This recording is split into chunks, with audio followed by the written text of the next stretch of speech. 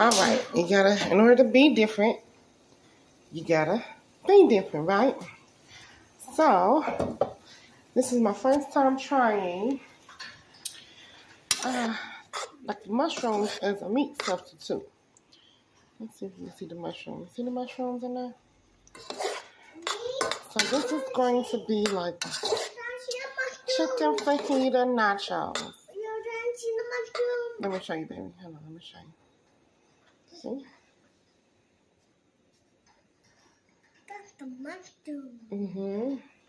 I know. That's mushroom. So, looks good. And I used some jalapeno juice for to saute it in. That way I didn't use any butter or grease or anything. Okay? Be back. Real quick, I thought of a good idea. Why not add some spinach? It's going to cook down, but it's really good for you.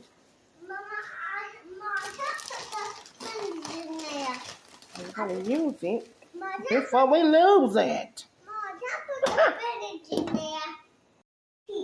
All right, here's my prep. My spinach wrap with my plant-based cheese. This one is actually the one I found that tastes pretty good. No, they don't pay me for this. It just tastes good. Got the romaine lettuce, the spinach wrap, and I also added this spring mix to add some colors and spinach and all kind of good stuff. And let me show you how the meat is looking. Well, we're going to call it meat. All right, here we go. Let me stir it up a little bit.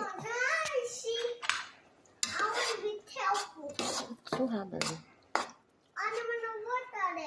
I went ahead and added the other mushroom in there because it just seemed like I need a little more.